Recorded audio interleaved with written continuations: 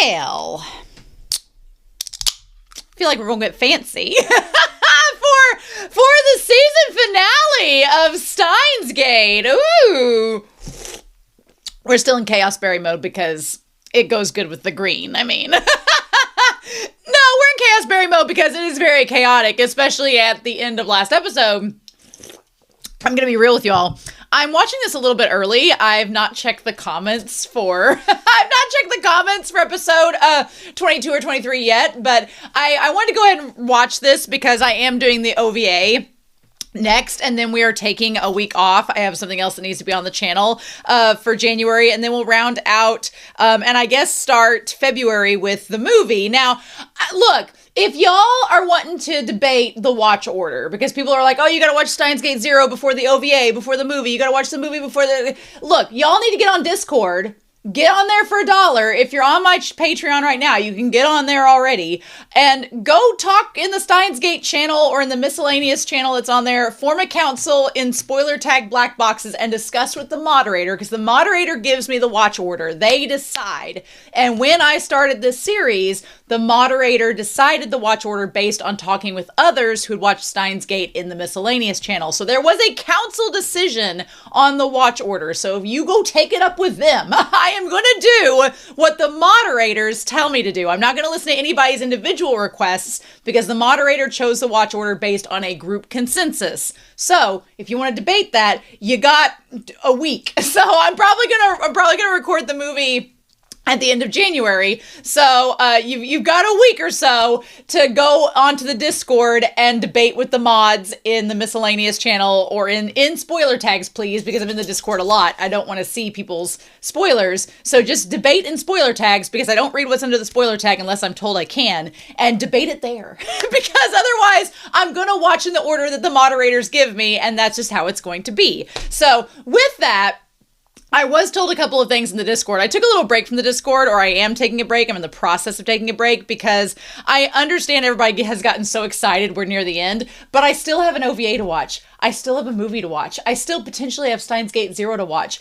I am currently blind on the events that happen in all of those things, and I want to stay blind while I watch, because that's the fun of this series, is to see the reveals and to see what happens and to comment about it and talk about it. So I was told, now I did establish early on in the Discord, I'm not going to read the visual novel. It's just not, I don't have time on this channel to get into the visual novel. It's just not going to happen. So I did say if there was something specific to the visual novel that wasn't adapted later on or isn't a spoiler, that I'm cool knowing that. And Amber Sandra, who, special shout out to Amber Sandra, because they have provided the files for me to watch for this series that has helped keep me spoiler free as well. So thank you so much. I really appreciate it. Them along with Sushi, however you pronounce it, they said that the ED at the end of episode 23 was from the visual novel and was the visual novel's OP, which I was like, during the reaction, I'm like, this sounds different, and that's why. I was also told in the Discord, and I have not looked at the lyrics, and I'm not going to look at the lyrics, that the lyrics change for episodes 23 and potentially could change, I'm assuming, for episodes 24. The moderator said that yes, the lyrics have changed, but they don't want me to pay attention to them for now because your girl is smart and she can figure this stuff out. So if it's something that's going to be giving reveals of what's going to be happening later on, I don't want to see that yet. So after episode 24, I'm going to maybe look at the lyrics, or if I talk to the mods afterwards and they're like, oh yeah, now you can look at the lyrics after you finished episode 24, then when I start the OVA, I may go back and read the lyrics for the OVA. So it'll all work out. Y'all just gotta be patient. Just gotta be patient. And so that's the name of the game with this series. And when you're communicating with a content creator, like that's reacting, I guess. And then Armin, now Armin shared this image, and in hindsight, I kind of wish I didn't know this yet, because this would have been something really cool to find out later on. And if any attention is drawn to it in the anime later on, I'm going to be like, womp womp, I was kind of spoiled. But they pointed out that the email address that's been sending emails to the email address that we thought was maybe John Teeter, the email address that we thought was maybe Moika's other phone, the email address that we thought was Amane in a different phone. If you look at the email address, it is SG_EPK. which is Steins Gate, El Psi Congru. And that's it. So, yeah. So there's that. So it's been future Ocarina all along, texting himself these messages and these things, trying to basically orchestrate this entire timeline to lead to whatever events that are going to be detailed in episode 24. So we'll just have to see about that, right?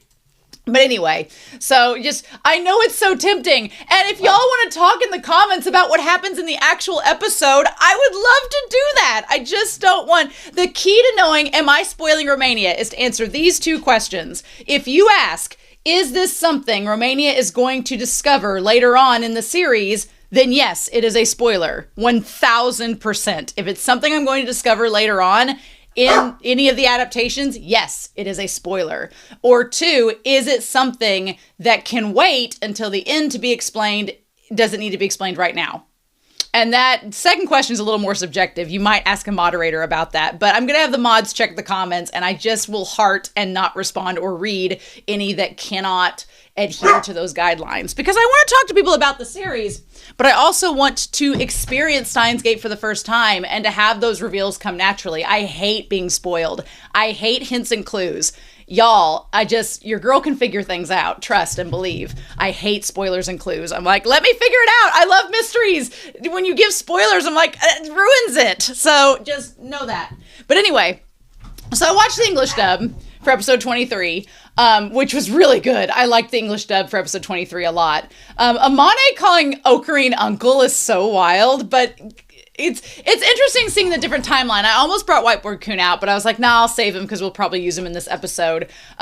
J. Michael Tatum's so freaking good. When he was like, I've run interference so many times, I'm barely myself anymore. The fact that his own self set all of this up is just wild. Absolutely wild.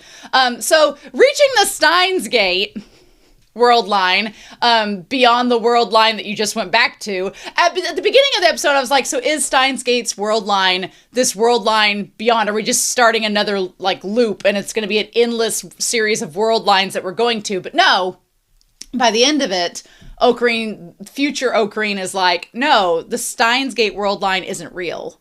Just like none of Steins Gate is real. The reading Steiner, all that, it's not real. It's just we're setting up a fake world line to give you, potentially, in my opinion, the future that he wants. We'll see where that goes. I've got some thoughts about that. But then the thing is, Ocarine tells Amane, he's like, I'm only doing this for Maki-san. I'm like, didn't we promise that with only for Mayuri? Didn't we set that up? Wasn't that a thing? They make the point of saying he can't bring his cell phone because they don't want signals to cross with the past self. My question, going back and watching the English dub, and I don't think I brought this up during the discussion for episode 23, is she says, Suzuha says that she went to 1975 and 2000 already, and I'm like, what did she do there? Why did she go back to 1975 and 2000? I'm assuming we're going to find that out. I'm assuming we're going to figure that out at some point, what she was doing during that time. Was she going back and taking care of the IBM 5100? What did she do in 2000? What was going on there during that timeline? Because that was 10 years ago. Was she supposed to, in the timeline that got corrected, she dies in that year. So what was happening in those two timelines? Why did she go back? What did she change then? We don't know. We're not told, but it might come up later. Also, I have not forgotten that the gas was low in the time machine. If they go back to save her and they get stuck there, what are we doing? Is that just going to allow, if they go back and that version of Ocarine saves Kurisu and they run off together into the nether sphere together and live happily ever after? Is that what's going to happen? How does that work with the current timeline? I don't know how that works. Anyway, I guess we'll find out. I guess we'll see. But damn, J. Michael Tatum was so good in this episode when he was like, no, this is too much, as he was remembering her. Seeing her in the flashback was crazy. And then Kurisu in the English dub, she's like, oh, what is your trauma? And I'm like, Kurisu! Not the right wording. Not the right wording at all. So Amane says that is Kurisu's death a fixed point in time. They don't want to they want to establish. She asks Ocarine, her whole point is to get him to not drag her back, because she's like, we need to establish if it's a fixed point in time. And he's like, oh yeah, I learned that the hard way with Mayuri. I'm like, how is Kurisu's death not a fixed point in time? Because it always is. There's no questioning of it. But we find out that that was just Suzuha tricking him into not bringing her up to the roof or getting away with her because she needs to die and he needs to fail the first time before he can go back and change things. Dr. Nakabachi is the worst. He's the worst. He's the absolute worst. He's even more worse in the English dub. He's even more unlikable in that one. Because I do have a slight little tiny contingency gripe real quick, and it's the feminist in me is just like, I have to say it. There's a line that they changed from the original Japanese translation, and it is when Nakabachi he tackles Kurisu to the ground and he's yelling at her, and you understand that he's angry because he believes his daughter is responsible for his downfall, and he says the phrase, "You've been out there whoring to make a name for yourself," which, first of all, no, she hasn't. She hasn't had sex with anybody. Second, the trope of women having sex to earn a place in a male-dominated world is so irritating to me. I'm like, we never go up to men in business and go, "Oh, did you whore your way to the top?" We never say that to men. I've never seen that ever be a trope in media. Maybe it happens in real life. It could happen in real life, but I have never in media, especially Western media, seen somebody be like, "Oh, that man, he whored his way to the top." No, it's always the woman. It's always the femme fatale trope and everything. And the fact that the English dub added that line in there instead of the original Japanese sub, I was like, did we need to go there? Do we need to perpetuate that stereotype, even though it's clearly the bad guy saying it? I was like, oh, 2010, my dudes. Why? 2010, why? I know it doesn't happen as much now, but it was just made me irk. But Nakabashi's VA, his English voice actor, whenever he's really getting animated and over the top vaudevillain, I'm not gonna lie, he kind of sounds a little bit like when Okarin's in his Hyoin Kiyoma persona, his mad scientist persona. And it's kind of creepy the way that it's eerily similar at times. It's weird. But yeah, him trying to kill his daughter, absolutely wild. It's a bit over the top, but I will give it a pass because back in the early part of the season, Kurisu established how much it drove her father mad, her actions and her getting recognized. So even though it seems very kind of over the top, it has some foundation and justification. So I'm like, okay, I can take it. But damn, when she gets stabbed and J. Michael Tatum does his, "Oh my God," it's so emotional. He did so well in this episode. He left nothing of a crumb to be had. He ate that entire episode up with that voice acting. It's so good. And Mayuri's voice actress, beautiful. When she does the scene where she slaps him, oh, her voice acting, she's on the verge of tears as she's talking to him. Oh, so well done. It was so well done. The voice acting was just fantastic this episode. So I had a thought going back and watching the English dub, and that is the dad in this scenario, if things had worked out, I wondered, because the dad, he knocks her down, and in this, she gets back up, fights with him, Okarin stabs her, and he ends up running off with the manuscript, which causes the World War III scenario. I wondered, it's Okarin that's responsible for what causes her to die. Instead, if that timeline, that original timeline had kept going, right? If they didn't go back and change it, then it would be the World War III scenario. But what would have happened is the original Amane that comes from the future the first time around, in the changed timeline where Kurisu is still around, it made me wonder if Kurisu, living, going to the conference, seeing her dad, if he knocked her down. Because in the original, if Okarin hadn't been there and there hadn't been that scuffle, would she have gotten knocked down and not chased after him and would have let him go with the manuscript? But she still would have been alive. So then could she have been the one that went to CERN to help develop a time machine of their own, causing CERN to be the one to rule the world? And that led to the dystopia that the original Amane was from. I don't know. I don't know how that works. I just thought of that. That was just a thought. So I don't know how that fits or even is possible, but it was just a thought in that. But yeah. So Steins Gate. The plan is to destroy the time theory manuscript. And as Ocarine says in the English dub, the older future Ocarine says, rescue our beloved Kurisu. They never say he's 15 years older, which I talked about kind of the plot hole weirdness of that last episode, so maybe that's the reason why. And then they're getting around the Alpha attractor field. So the theory is Steins Gate's world line isn't a different world line at all. It's just a deception. It's just a fake world line where Ocarine and Kurisu are going to be allowed to possibly maybe be together and have happily ever after. I don't know.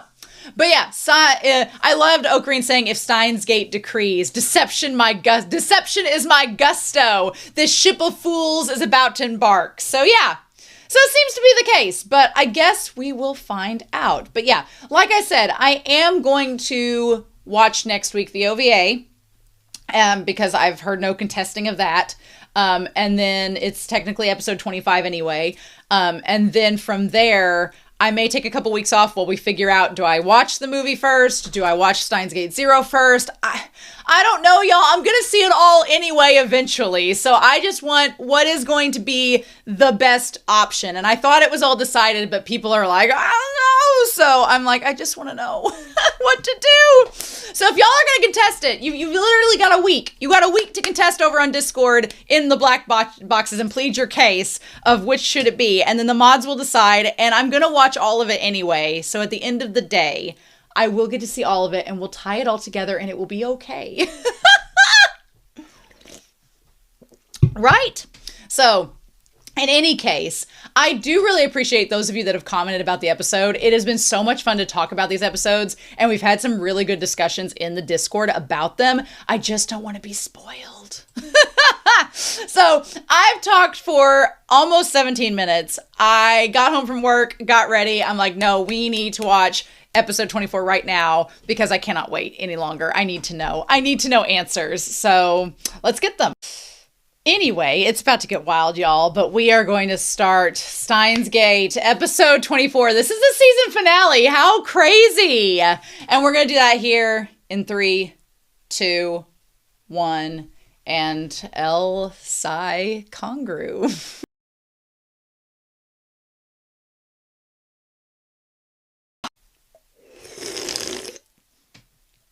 Well...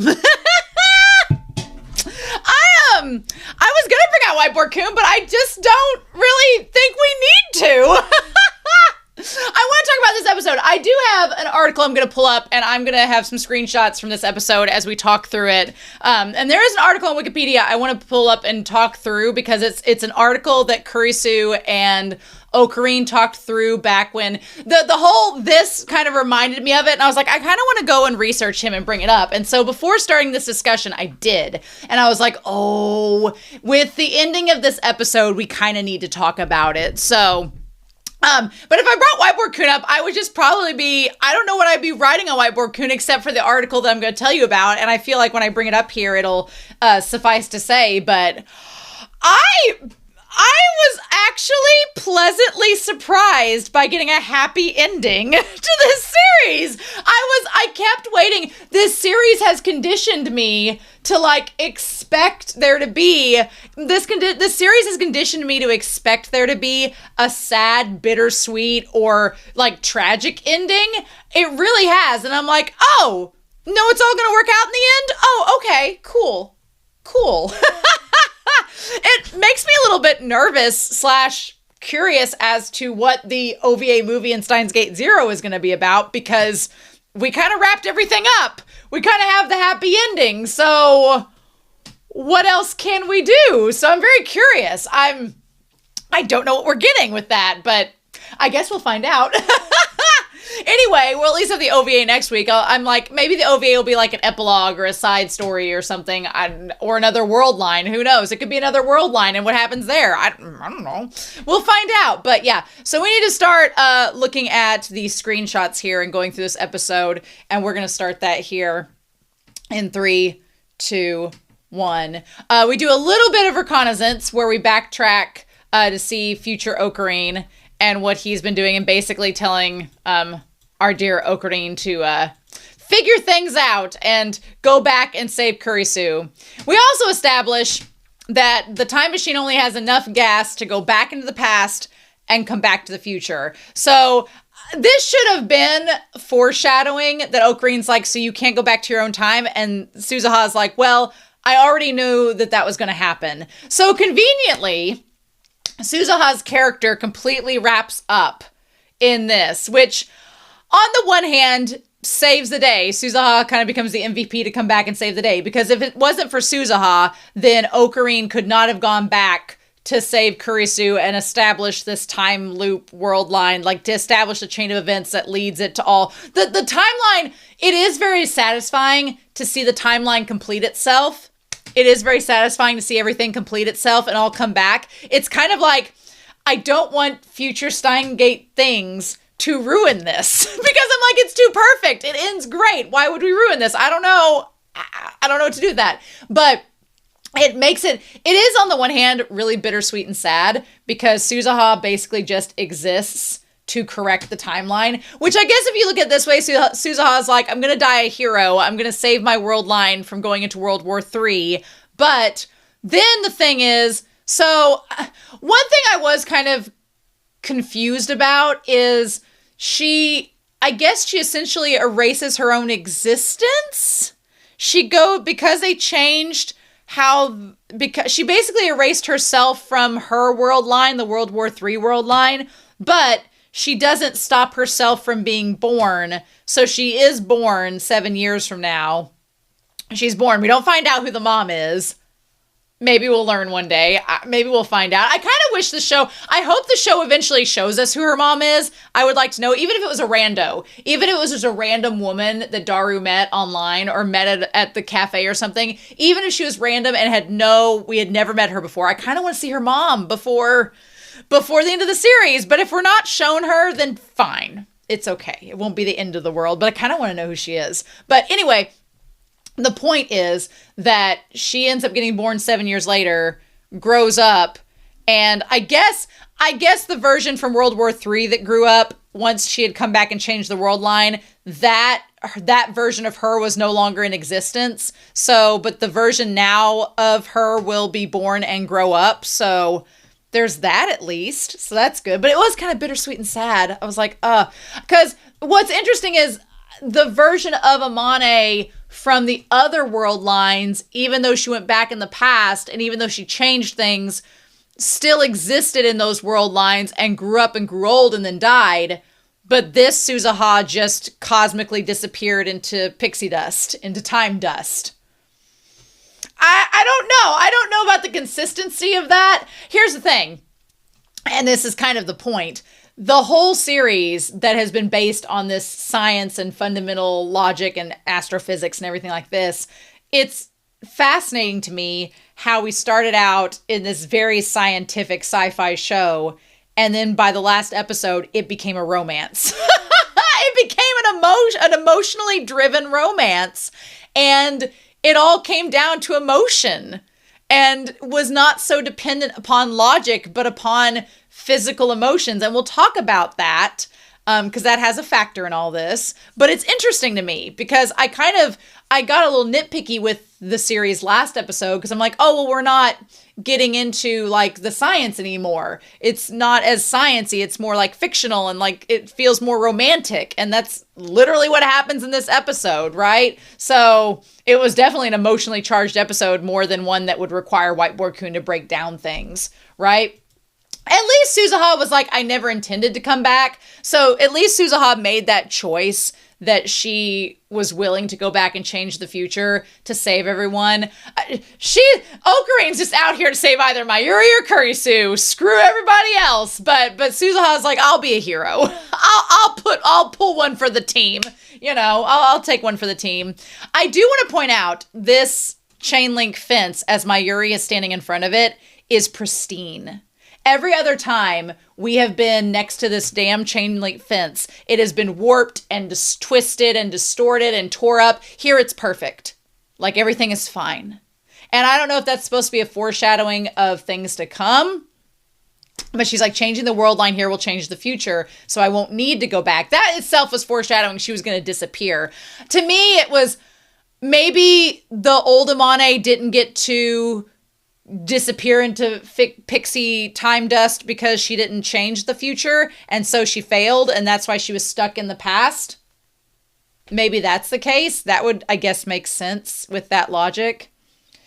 And she's like, it's just, if we don't change things, then I'll be stuck here for good. Okay, so that is it. That's literally it. Okay, I'm asking questions the show has already given me answers to.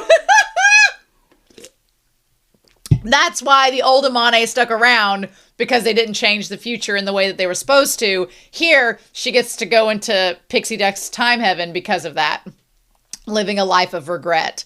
And in that moment, yeah, Ocarina is literally seeing what that ended up looking like, and he's like, no, nonsense. He's like, we're not gonna get anywhere with that attitude. He's like, we're going to change the past to save the future. He's like, I'm Hyoen Kiyoma. He's like, don't call me uncle. A mad scientist and the destroyer of this world's ruling structure.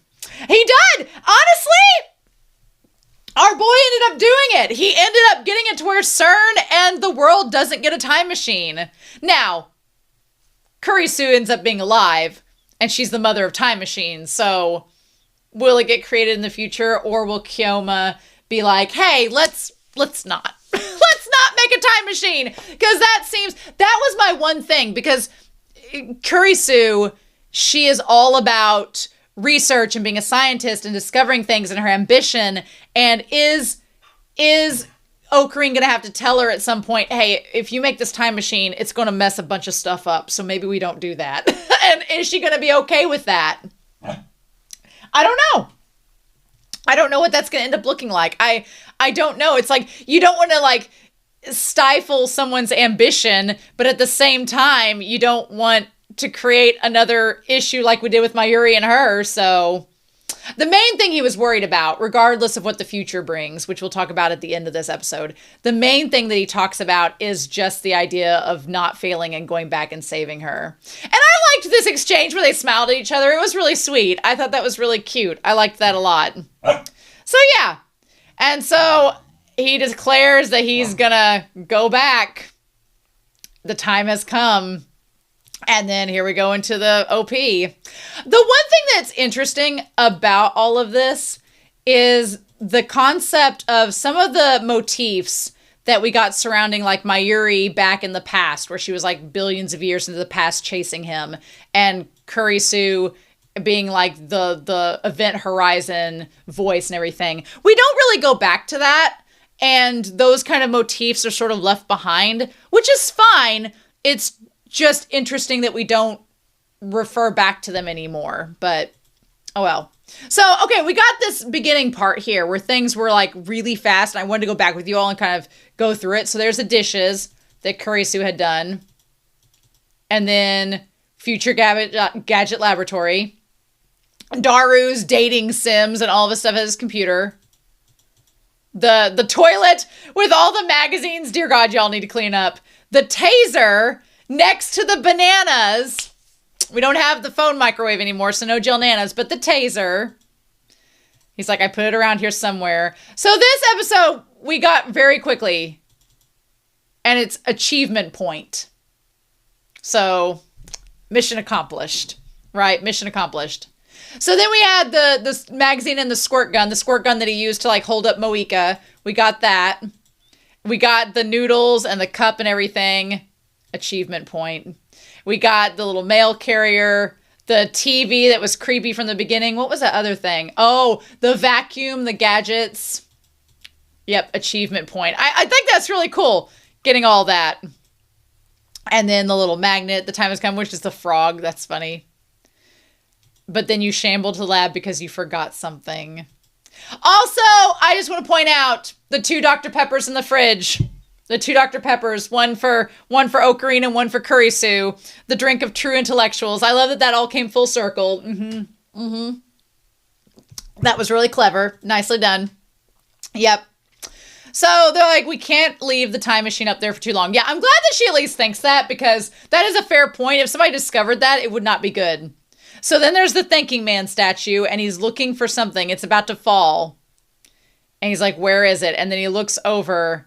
That thinking man statue is the true MVP of the episode. So his lightsaber had the red liquid in it that he was going to use as the fake blood. This is a lesson to all of us children, ladies, gentlemen, adults, children, everyone, they, thems, he, she's.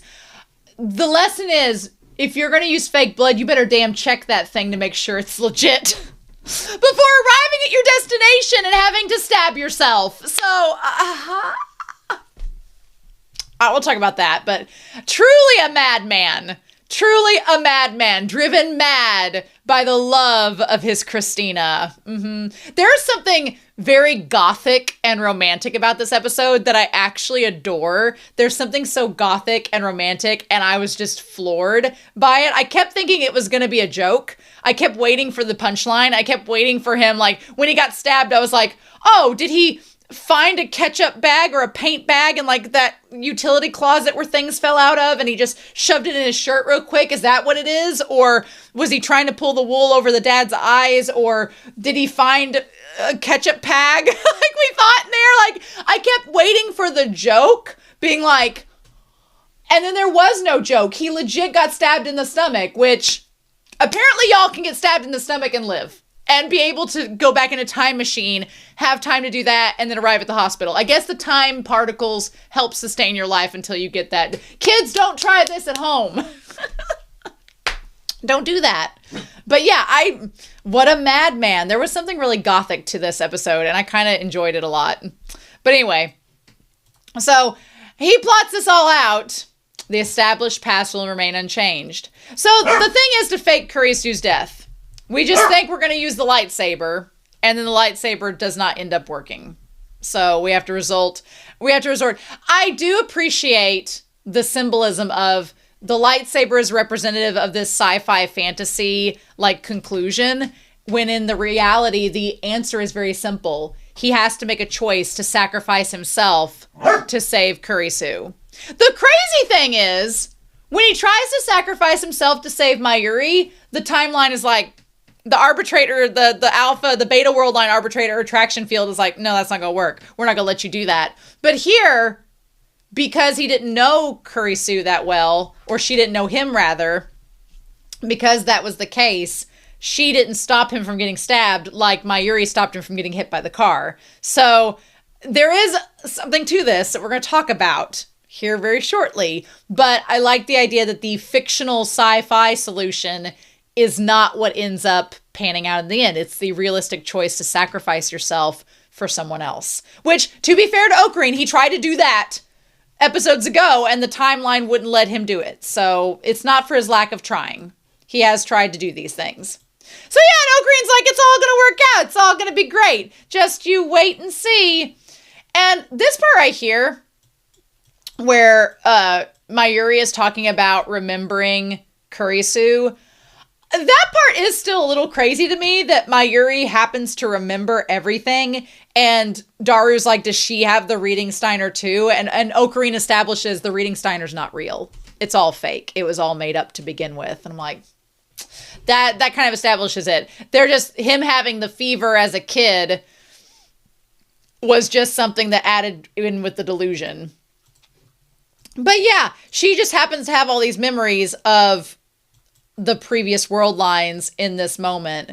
I will say, there is something kind of cool about the concept that when you think that to yourself, because I've had this happen too, you have a sense of deja vu. You're like, has this already happened? Have I already experienced this? And I like the idea the show is suggesting, like, maybe that was you in a different world line. You know, maybe those are different world lines that you're witnessing happen, and that this is all I'm a big fan of when people try to add like time elements to dream theory and things like that. Like, that's kind of cool, like whether it's your past life or an alternate world line or something like that. It's cool, it's interesting.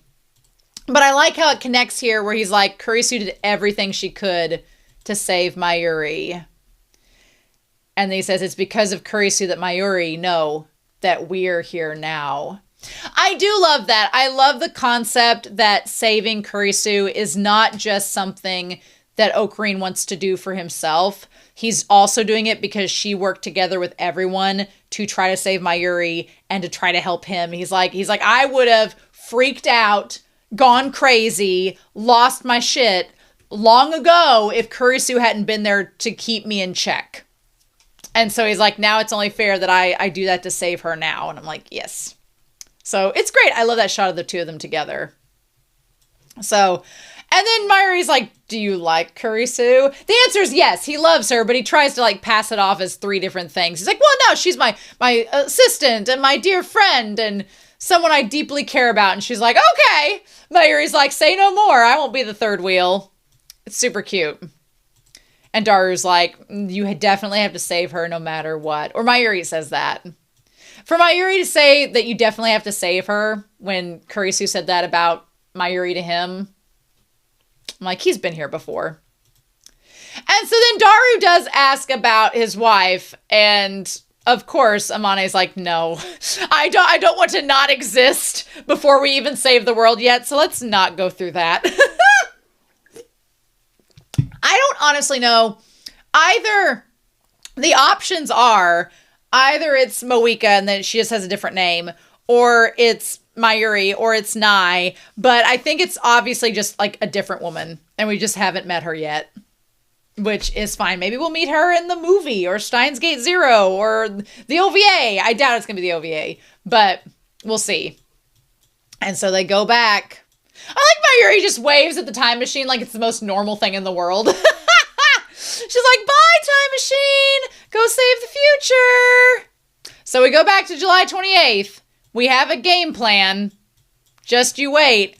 I started to get a little worried at the Metal Upa scene because I was very afraid that we've talked about, and again, this is kind of the reflection of Steins Gate has made us wary of butterfly effects, of altering things, because the moment you alter something, it's going to change something else.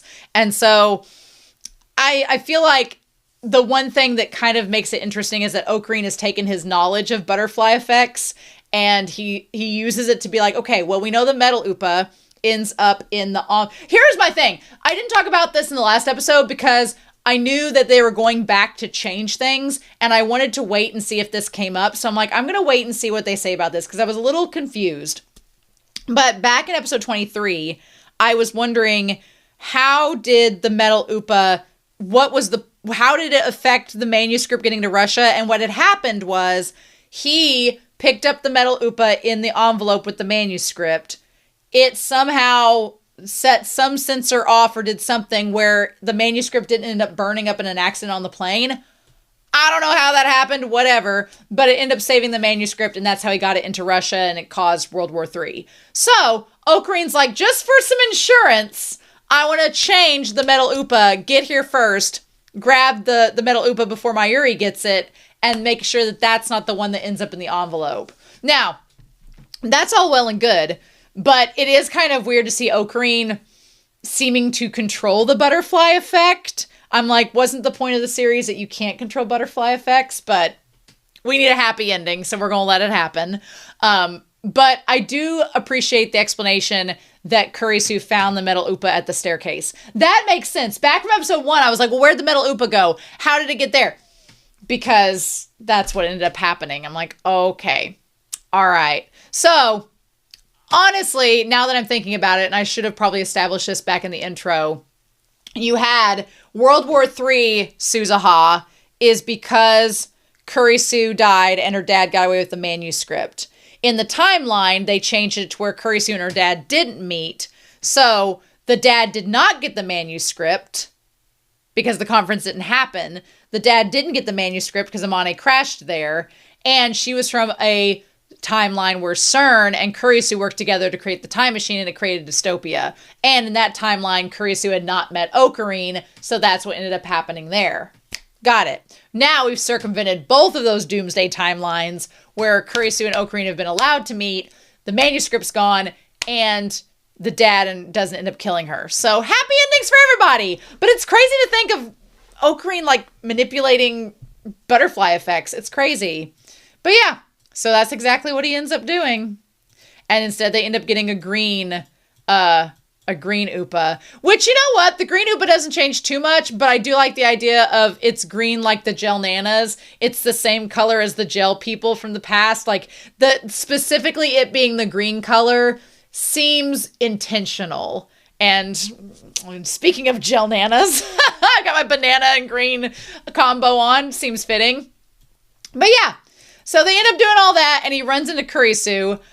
You know this man is in love with this woman when his reaction is the same way. Even though he knew this was going to happen, he still has the same reaction to meeting her. And it's like, you big old softy, you big old romantic. But the second thing was, when he tells her, he's like, I'm going to save you. And she has this reaction. I was like, okay, what kind of butterfly effect are we having then? But then when you think about it, I was like, again, he's literally controlling the butterfly effects and their outcomes, because he told her he was going to save her. After he tases her and she wakes up and realizes she's safe, that is what leads her to, when she bumps into him later on, her being like, I wanted to thank you for saving me like you said you were going to. So Ocarine has literally been going around influencing time. Influencing it by his deliberate decisions, which we're going to talk about again, like I said, here in a little bit. So yeah, so then we frame everything else like it was going to be. Kurisu finds the Upa, and he was like, okay, so that's how it ended up in the envelope that he got. And he's like, who knows? I like the idea of these staircases and sort of the symbolism of going up and down the staircase and choices and going, it's so interesting. And like him peeking across the staircase. The fact that this was the staircase where they had met back in episode 23 or 22. I love how it all came together. So then we go back to the storage shed. And that's when he realizes, while she's in there, that the blood has dried in the lightsaber tube. And he's like, well, shit. He's like, this is not going to work. What are we going to do? I fully anticipated that he was going to find something in the boxes. I really thought he was going to use something in the boxes. Now, was I at first mad that he was sacrificing himself to save her? The romantic in me was very mad. Because I was like, I didn't want him to die, even if it meant saving her. I wanted him to like live so that they could have a future together. Like that was the whole point. But when he got himself stabbed, I was like, the problem is the blood. And he makes the choice. He's like, I need something else that looks like blood. And that's when he decides that he's going to let himself get stabbed. He's like, that's it. And he sees his hand. Yep. I'm like, did he reach in and like stab himself with the hand and like make more blood come out? Did he like grab his own guts? Like what? They don't show us. They don't let it be too graphic, but he makes the big spiel about being Hyoen Kyoma. And he's like the seeker of chaos, the destroying of this world's ruling structure. Because a part of the ruling structure is the idea of all these other people sacrificing their dreams to save this one person. And Ocarine kind of subverts all of that by being like, no, I'm going to sacrifice myself to save this world line instead of because everyone else has already sacrificed themselves. The shatter of your ambitions. Do you wish to hear it? My name is Hyoen. I love his facial expression here. It's so crazy. I love he goes back to doing the famous pose, Hyoen Kyoma. Only Miyano Mamoru could pull this off. I'm excited to hear J. Michael Tatum do it, but Miyano Mamoru pulls it off perfectly. I love that smirk. That smirk is haunting, but it's so good. I do want to talk a little bit about the facial expressions of the dad and him, though. With Hyoen, it makes sense. With Ocarine, it makes sense. We've seen him have these facial expressions, too. But my God, the dad. My God, the dad. He's like, you're that kid. And he recognized him as the guy from the conference that called him out. So then he says that they're in cahoots together. And this is where it starts. The dad looking crazy. And he pulls out the knife. And Ocarine's like, come at me, bro. He's like, I'm not going to run. I refuse to run. There is a part where the metaphor of him not running away, because this whole time he keeps on trying to he's been trying to run away from confronting the problem when he was saving Mayuri. It falls a little flat just because of him trying to get in front of the car that one time to change fate, and fate wouldn't let it happen. It's like when it's convenient for fate, they'll let it happen. But when it's not, no. But I'll let it slide for this. It's a very Shakespearean tragedy-like event, and he literally taunts him to the point where he's threatening him to come at him instead of attacking Kurisu, and threatens who he is, right? And he's like, in the end, you're a pathetic little man. Yep, if you can't appreciate your own daughter's abilities, then you could never kill me. And he ends up going at him. Now, see, that whole part here where he just gets like the crazy serial killer look. This part here. That part, little kooky. Little kooky for Cocoa Puffs. I wish the dad, I don't know, like I said at the beginning of the episode, the dad has preface of having a manic episode, but it takes a lot for someone to kill someone. And I don't know, he's like, for him to stab this stranger, Ocarine, I know Ocarine's taunting him, and then why didn't he just stab Kurisu right after that? Instead, he just drops the knife and then runs away.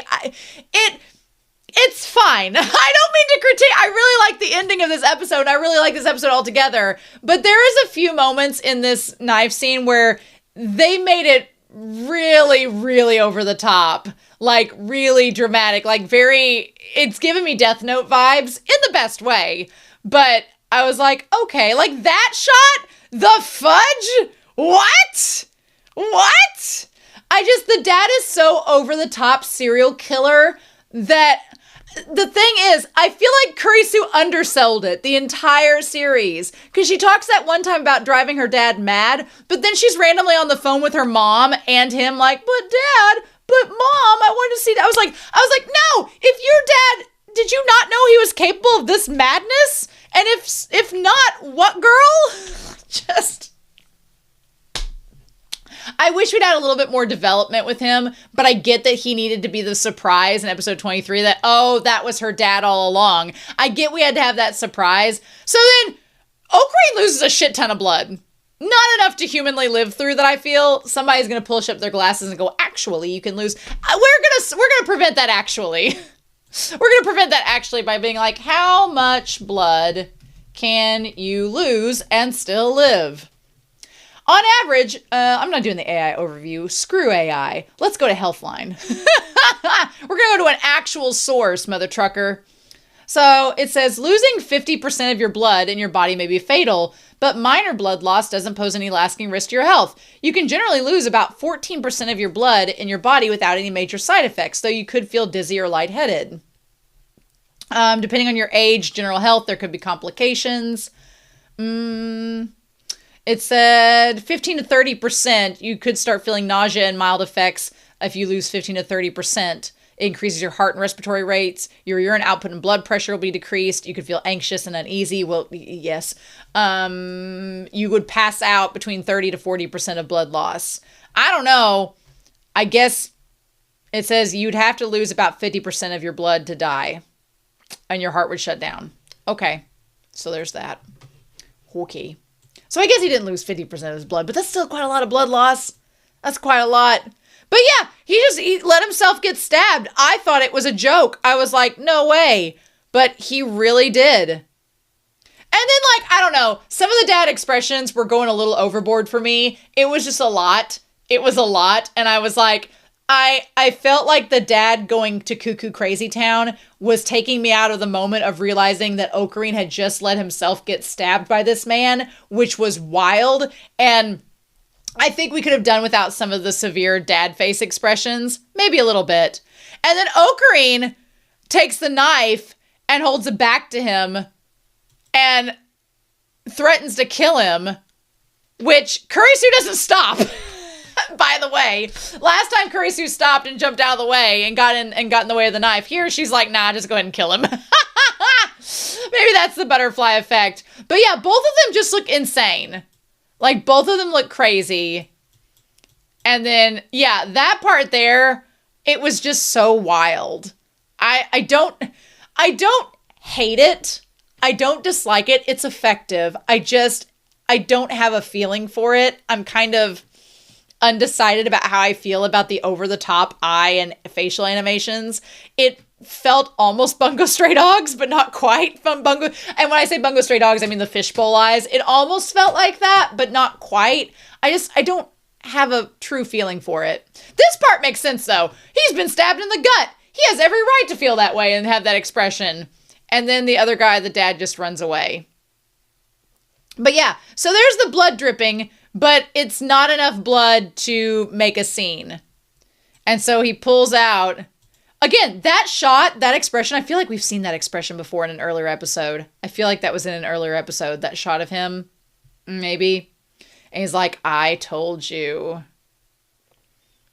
that I'd save you. Because she tries to call for an ambulance and then she gets shocked. Now, she gets tased. In real life, would you dramatically faint if you got tased, or would you scream out? I don't know. Maybe she screams. Well, I guess she would scream getting tased. And that's what draws ochre into the body. That lines up. Okay. But when she landed like that, I'm like, you're going to have to flip her over. You're going to have to flip her over so that she's in the puddle of blood. But then this part here, this part was a little weird. This part, I mean, as he's looking at her, he's like, I'm doing this for you, girl. I got stabbed in the gut for you. And I'm like, so does he take his hand? I'm like, he's taking his hand in his gut, isn't he? To like make the wound deeper and like stab himself in the gut with the hand. Like that's what he's about to do, right? I'm like, he's not going to pull out his guts. But he's like, okay. And then he takes the hand and sticks it and like gets it ready. And I wanted to go to this part here and stabs it in. And there, what is that? Oh, it's literally like the knife going into the body. And there's Mayuri. There's them hearing the scream. Okay. And there's everything in the middle. Yeah, everything in the building. Okay. And the red line is literally like the blood flowing. Okay, all right, so the scream is him getting it. Okay. That's crazy. Yeah, blood loss will do that to you. That's wild. Okay. There's also kind of a weird, because he stabs in the abdomen and everything, and I know he's a man and he can't give birth. You know, it doesn't have, like, it's a C-section. It would be like a C-section. But there's something like kind of, I don't know. I was thinking of like a cesarean birth, and that's a weird thing to bring up, but it's almost like he's giving birth to this alternate timeline. Is that weird? And like, don't male seahorses, they're like the only male creatures that can give birth, and they do it like through their stomach. I don't know. I don't know where I'm going with that, but it just feels, the symbolism is there. There's something to connect it with. But dang, he's like, this is how I remember. Yeah, without a doubt. That is the creepy shot. That is a creepy ass shot right there, where she is lying in a pool of his own blood that he put there, and the reflection of his face being how I remembered it. That is wild. That is crazy. Y'all, that is insane. Insane in the membrane. The Kurisu that I told. She's gonna wake up in a puddle of this dude's blood. That's crazy. That is crazy. I also like the little thing there. It almost makes like an EMC squared. It looks like an E though, the way that the blood is there. An E and an M and a C and a squared. Like, doesn't it kind of look like that? I'm just drawing out of the air at this point. And then Amani helps him get out. And then I do love the theme, though, that Ocarine creates. It's Ocarine's own madness and his own, like, bold, raw ambition that lets him create this scenario in the first place. I love that. I love it. I was so in the reaction being like, if this man dies after doing all this, no. But yeah, and then he sticks behind and he tells his past self, good luck. The longest and most important 3 weeks of your life are here. So here's the thing. As far as the theme of the story goes, so we're going to talk about the theme and like overarching ideas about it as well. One thing I kind of wish that the series had, and I get why it isn't, so don't get me wrong, don't get it twisted, but one thing I kind of wish is that Ocarine had been a little bit older. A little bit, hear me out, because he's 19. And when he's like, these are gonna be the most 3 important weeks of your life, and there is, it's kind of a double-edged sword, because on the one hand, it's like, he needed to be very young for some of the decisions that he made to compute, like him not being old enough to drink or do things, and he's still like a young adult. He needed to be young for that all to make sense, for some of the decisions that he makes, and also for some of his naivete and his inexperience. He needed to be young for that. But there's a wisdom and maturity to Ocarine's character, especially at the end here, that when you step back for a second and be like, oh, you're 19, then it's like, he's like, these are gonna be the 3 most important weeks of your life. But I don't know, there's a part of me that wished he was like 26, like a little bit older, so that it would like, there'd be a little more subtle like shade of maturity and grayness to it all. But then when I think about it, no, it makes sense that it's not the case. I don't know. I'm going to nitpick for that reason, but I don't even know if it's nitpicking. It's just like wondering about possibilities, because this show makes you think about possibilities. And so we see like all this stuff where the world line and the timeline are together in sync. That part's kind of weird, because we established that the world line and timelines are different than that little monitor there. So look, apparently you can go through time with a stomach stab wound. 'Tis a flesh wound, and you'll be just fine. Showing everybody up, Ocarine is. But then because the timeline changes, she establishes that she's not going back to the same timeline that they are. She's like, no, the time machine development race will never happen, and World War III will never take place. Thus, I can't stay with you. She's like, I'm pretty much not going to exist because of this change. Meaning the future Ocarine will technically not exist. So, mission accomplished. I'll see you in 7 years. That feels like I felt like this was like kind of a little bit of an on the nose Dragon Ball Z reference with Trunks. Where only with Trunks it was like 2 years later. But it felt like a Trunks reference. So he's like, I'll see you in 7 years. Don't tell my dad who my mom is, or I may not be born. That's where we learned that lesson from. So then I liked the extended epilogue here where the flowers and everything are for Ocarine. And Mayuri goes and he's already out of the hospital. At least call and tell Mayuri where you've been, sir. Sir, you've been worried about her all this time, checking on your damn phone where she is throughout that whole, like, spree of us trying to find her, and you can't even text Mayuri to tell her that you're out of the hospital? Sir. I did like the callback where he goes to each lab member. He has the pins made. We find out that the dad did not get the manuscript to Russia, and they're going to deny him entry, so screw you. He's the worst. And I did love the fact that Ruka gets the lab member badge. That was super cute. I loved that. Ruka's like, look, here's what Ocarine gave me. And that was a really cool callback, because they're like, when did I do this? Like, perhaps those memories reside in a previous life. That was such a good callback to Ruka. I really liked that. So yeah, and then Ocarine goes to Faris, gives Faris the pin, goes back to... We find out that Moika is now working in Braun's lab.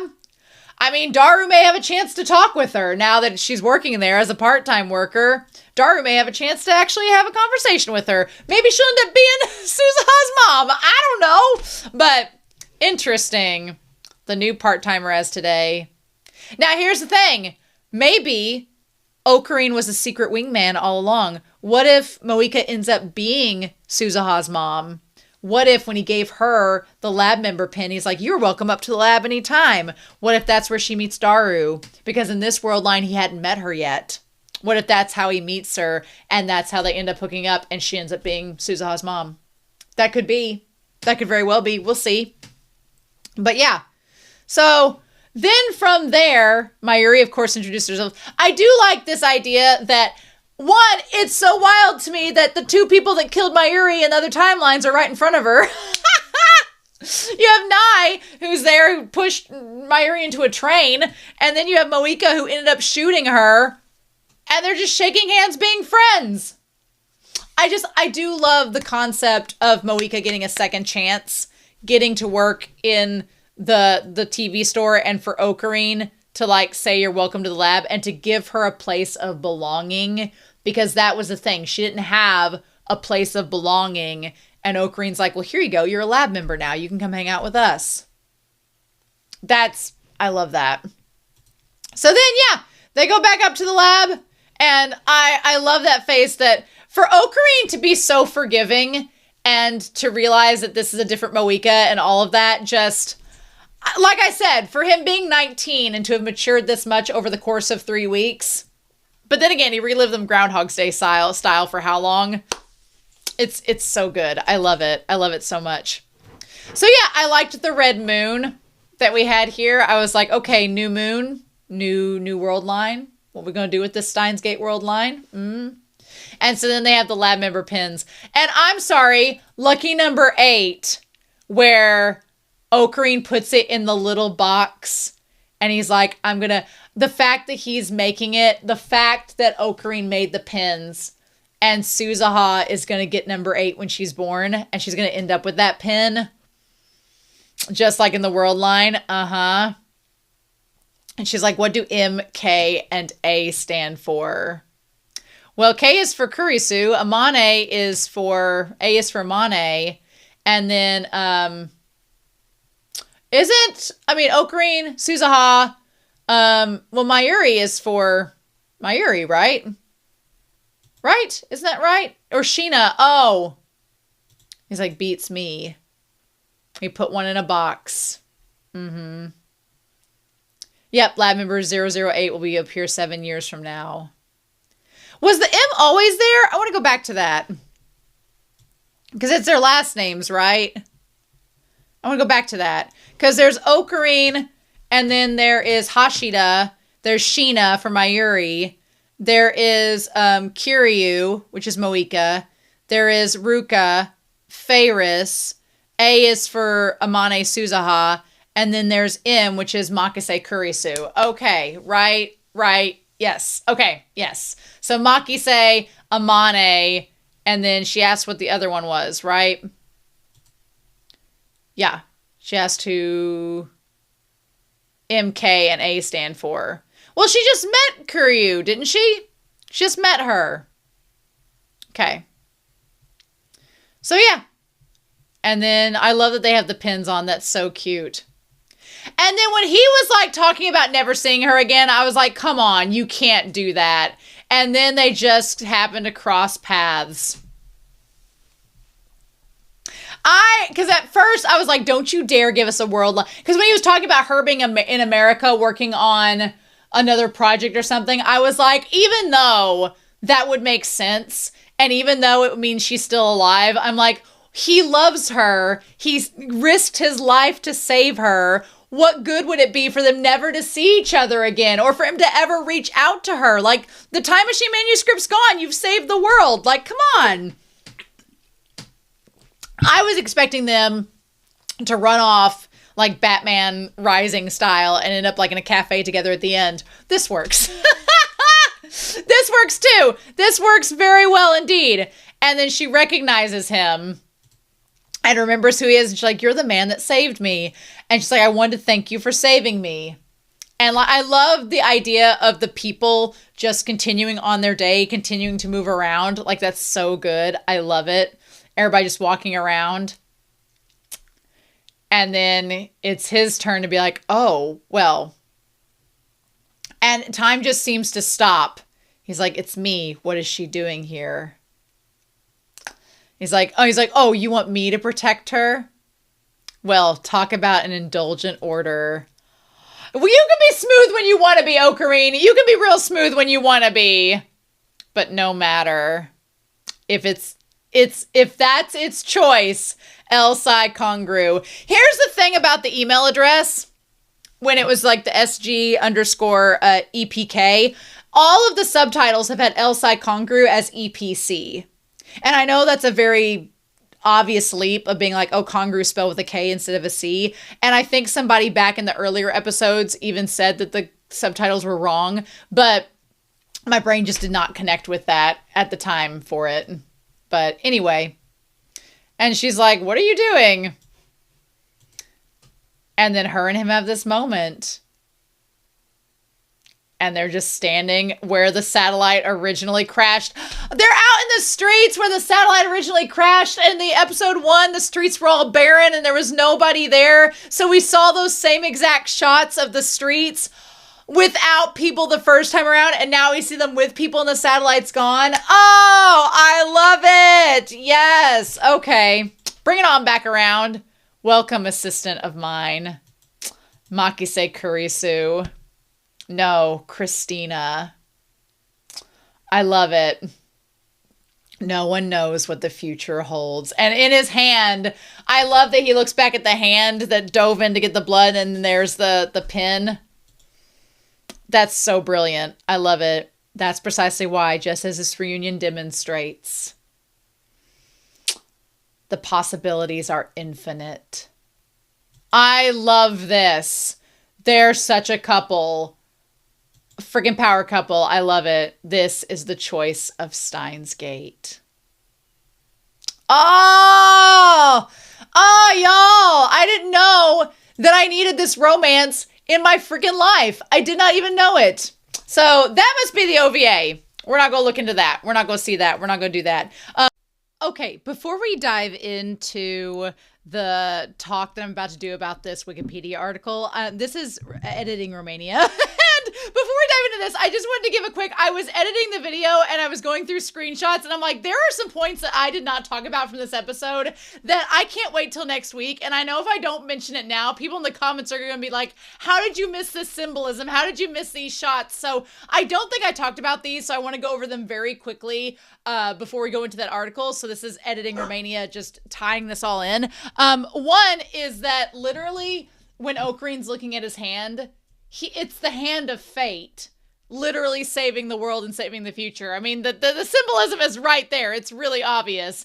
And then when he's posing in the sun before the OP, it's like we've seen Mayuri's hand being up against the sun the whole series, like when they're on top of the rooftop, and now his entire body is literally, he is the hand of fate that's going to save Kurisu in the timeline. So there's all that. There's all that. Mayuri getting the green Oompa.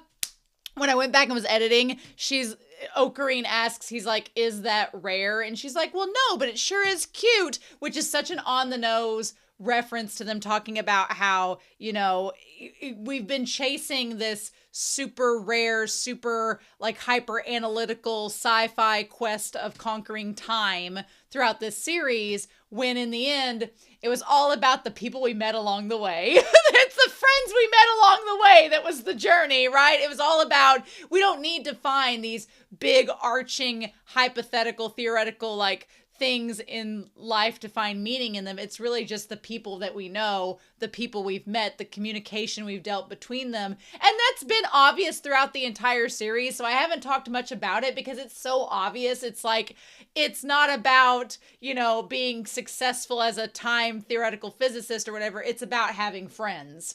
And that's one of the big major themes of the series, as it's explained here. But the green Opa conversation is like literally it in its purest watered down form. And then when Mayuri and Ocarine, like they're sitting in the chair saying that they're going to save Kurisu, it's like the two fates going after to save the third fate. But it's such a great solid moment. The one thing as I was editing, I was kind of talking to myself and saying it. And I was like, yeah, I should have talked about that in the discussion. So here I am saying it here, is I wish that there had been a little bit more resolution with Ocarine and Mayuri, like give the girl a damn hug. Like I've been waiting for it the whole time and it never happened. And I was like, are hugs only reserved to people we're sexually attracted to? Is that it?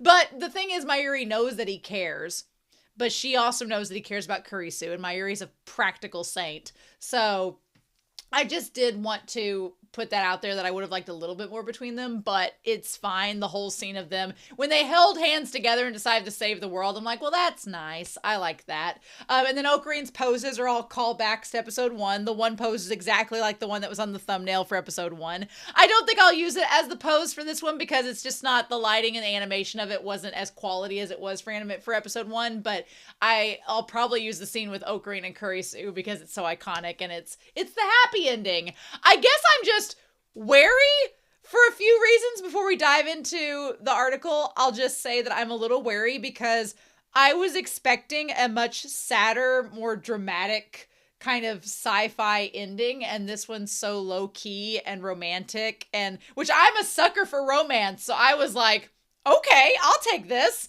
but it's not what I expected, and I love how it ties up the themes and it does it really well. It wasn't what I expected, and now I'm kind of like, but we just wrapped a bow on it, so why am I watching anything else beyond this? So I'm curious, but I'm like, so we'll see. But yeah, as I was editing, I was looking at all these screenshots being like, I should have talked about the Hand of Fate. I should have talked about all this, and I didn't. And so now I wanted to go back and give you all that before we dive in. So back to our regularly scheduled program. One thing I did want to point out in all of this is that I was thinking about what the philosophy was when Ocarene and Kurisu were talking, because when he was doing the pose, I was like, when he was like feeling really down about the time leap and everything, and Kurisu was there to cheer him up, they talked about Heidegger's theory. And I was like, I want to go back to him because now that they're together at the end, I know she brought up the theory of relativity, but the theory of relativity went with them making out. So I wanted to go back and look up Martin Heidegger, and there's some interesting things to talk about in relation to this episode. So, Martin Heidegger was born I'm just going off the Wikipedia article, so you all get to listen with me, and we'll have a little mini lesson here, in September of 1889 and lived until May of 1976. A German philosopher known for contributions to phenomenology, hermeneutics, and existentialism, which existentialism is kind of where we're going with this, although his topics ranged from metaphysics to art, religion, and language, right? Art is a science. It is. It is embedded with it. But anyway, now we cannot talk about Heidegger without pointing out that he did have some controversial points in World War II. He was within the Nazi Party. We need to put that out there. That's the point of it. We need to also clarify that. And there's been a lot of controversy around him and his political affiliations with Nazism, which I don't support. So I'm not touting him as being an amazing person, but I do think one of his points to bring up about being and time needs to be kind of talked about in relation to this series. So that's where we're going to, but I'm not about to bring up a historical figure without pointing out their controversial and points of belief that I don't personally agree with. So that's prefacing what we go to. But the one thing I want to talk about is his philosophy on ontology, which, if the thing that is so crazy is his ties to being part of the Nazi Party, and when I tell you some of the things that he brought up, I'm like, I wish he'd thought about that in terms of what his actions and allegiances were. Kind of is a little bit ironic when I'm telling you what he was talking about, because in his fundamental ontology, he asked the question, why is there anything? And what does it mean for something to be? And so his ontology quote is fundamental relative to traditional ontology in that it concerns what any understanding of entities necessary presupposes, namely our understanding of the virtue of which entities are entities. And then the line of inquiry, quote, central to Heidegger's philosophy is he accuses the Western philosophical tradition of mistakenly trying to understand, quote, being as such, as if it were an ultimate entity. Heidegger modifies traditional ontology by focusing instead on the, quote, meaning of being. This kind of inquiry, he claims, is required to understand the basis of our understanding, scientific and otherwise. In short, before asking what exists, Heidegger contends that people must first examine what to exist even means. Now, understanding this sense of being and, the importance of humans and our decisions and things that we made, you chose to support a party that committed mass genocide. So, irony, but I was like, oh my God. I was like, did you listen to your own thoughts, sir? But I thought it was important in discussing with Steins Gate, because at the beginning of Steins Gate, Ocarine was all about, I'm this mad scientist, I'm this ultimate entity that's going to take down the organization and Stern, and we're going to create this ultimate time machine that's going to allow us to be chaotic controllers of the world and all this. And it's all this extravagant stuff. But when it comes down to it, it's not this extravagant, over-the-top sci-fi plot that saves the world. It's literally one man's love for a woman and his choice to sacrifice himself to save her. That's it. There's no crazy technology. I mean, they use a time machine to get there. There's no worldly sci-fi beam. There's no crossing world lines and this dramatic climactic conclusion. It's literally he chooses to use his love to save her, which is so poetic and literally beautiful. But in his first major work, Being in Time, Heidegger pursues this ontological inquiry by analyzing the kind of being that people have, namely that humans are the sort of beings to pose the question of why they're here, what's our meaning, what's our purpose. He was probably influenced by Scotus in this approach, and then there's a bunch of different, they break down the context of everything here. It's the understanding. He introduces this term Dacian to denote a living being through its activity of being there. Understood as a unitary phenomenon rather than a contingent additive combination, it's characterized by Heidegger as a being in the world. And that's kind of like the idea of just Ocarine being there, like being there to save Kurisu, of sacrificing himself, of putting himself out there and doing that to save Mayuri as well. Just the idea of involvement or engagement, not objective physical enclosedness. In this sense, it's the world as a sense of residing or dwelling. He provides a few examples, such as, quote, having to do with something, producing something, attending to something, looking after it, and making use of something, which we see throughout this series consistently. Just as, quote, being in does not denote objective physical enclosedness, so world, as Heidegger uses the term, does not denote a universe of physical objects. The world in Heidegger's sense is to be understood according to our sense of our possibilities. Things present themselves to people in terms of their projects, the uses in which they can put them. The sight with which people grasp equipment is not a mentalistic intentionality, but what Heidegger calls circumspection. This is to say, the equipment reveals itself in terms of towards which, in terms of the work it is good for. Which is like the idea of Ocarine realizing that to solve this problem, this lightsaber is not going to do the trick. My own hands are going to cause this action to happen. And the equipment revealing itself, there is no such thing as an equipment, which is interesting. I think that it connects this episode really well, surprisingly.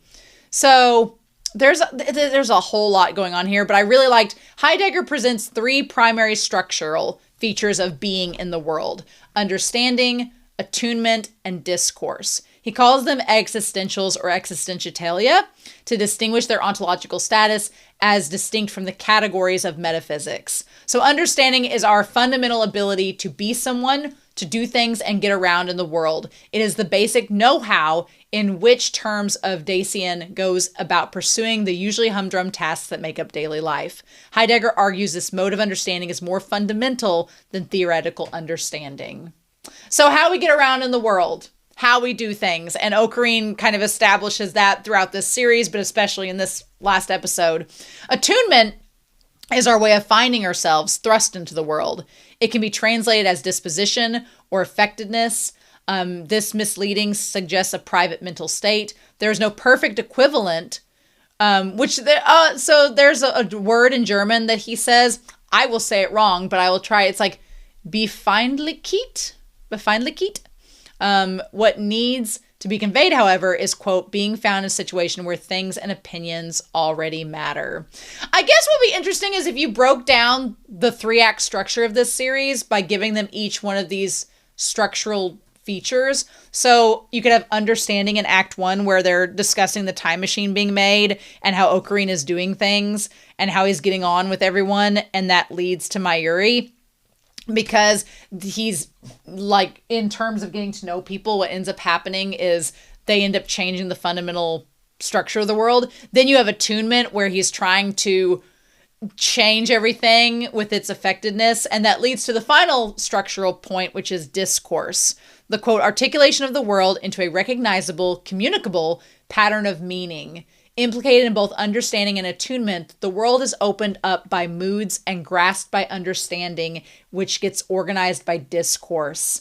It makes language possible. According to Heidegger, discourse is the articulation of intelligibility. In its most basic form, this referential whole manifests itself in the ways things are told apart in just the course of using them. So Heidegger unifies these 3 existential features in a composite structure he terms care, ahead of itself being already in the world as being amidst entities encountered within the world. What unifies this formula is temporality. Understanding is oriented towards future possibilities.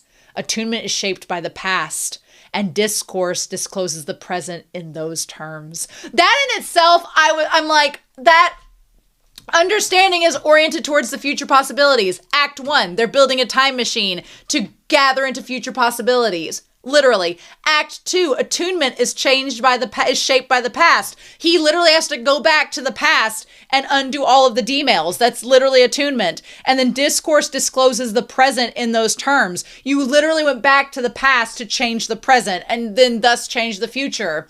In this way, the investigation into being leads to time.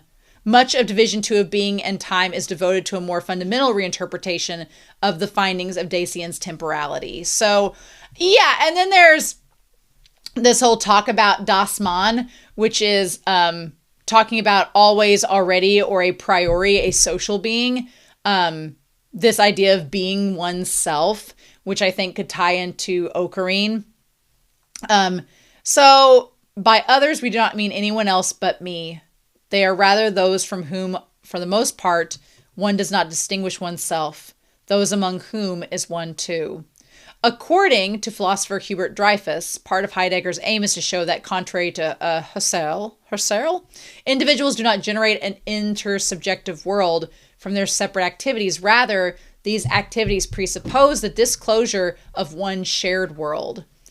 In this way, he breaks from the Cartesian tradition of beginning from the perspective of individual subjectivity. There's a point here that there is a chapter that's most confused. I'm trying to find anything else that would relate to Steins Gate, but there's so much in here. I do find it very ironic that this man's political beliefs are in direct contrast to what his philosophical ontology proposes. But he wouldn't be the first, so crazy times. But yeah, authenticity is ultimately a matter of allowing the ego to be eclipsed by the manifestation of one's finitude. If that's not Ocarina in a nutshell, Ocarina was able to change the past to save his and Kurisu's future and allow them to be together by recognizing his own authenticity, which was just him being himself, and realizing that you only have this one world and you only have this one timeline and you can't squander it. He's like, my poor dog. He's like, I only have this one timeline and I want to be with Kurisu. So I've got to do whatever it takes for that to happen. And it's my choices that are going to make that timeline be what it is. Because, yeah, there was, from the beginning of the series, there was so much, like, hesitation with Ocarina, and he was just trying to, like, play the mad scientist rather than be himself, and rather than just making choices that would allow him to live his life. He was doing things that were helping Mayuri live her life better and connecting with Daru, but he was kind of, Ocarina was not allowing himself to truly have what he wanted. And then at the end, he makes choices that allow him to get that with Kurisu. And save her in the process. So, I love it. I love it. Yeah, there's a whole thing about the history of being, which is funny because we've had this entire time with Ocarine naming the missions after Norse mythology and creatures like that. Like, it's great. I love it. But yeah, you could go into a whole history of this, and I'm sure that people will comment about that as well, but I thought that was so interesting. And when I saw the Heidegger thing and started to break it down, I'm like, that's actually kind of genius. So, this was not the series finale I thought it was going to be. If I'm being honest with you, I was fully ready for a sad ending. I was fully ready for a bittersweet ending. I was fully ready for trauma and tragedy. And Ocarine stabbing himself in the stomach gives us that. But overall, they had a happy ending. I'm so excited. I don't know what else there is to tell with the story. We have the happy ending. What more is there? So, we'll see. Anyway, I've talked for over an hour, but definitely worth it for the season finale. And we didn't even have to use Whiteboard Coon. Crazy times. But we might. Well, who knows? But anyway, I'm very curious to hear your thoughts down below. I hope you all have a wonderful week. Please stay safe. Take care. I'm super excited to get into this OVA next week. And I'll ask the mods about the lyrics for episodes 23 and 24 if they're okay for me to view before we start the OVA, or if I need to wait on that. So we'll see. But in any case, I hope you all have a wonderful week. Please stay safe, take care, and yeah, I'll be back very soon with the OVA for Steins Gate. Bye.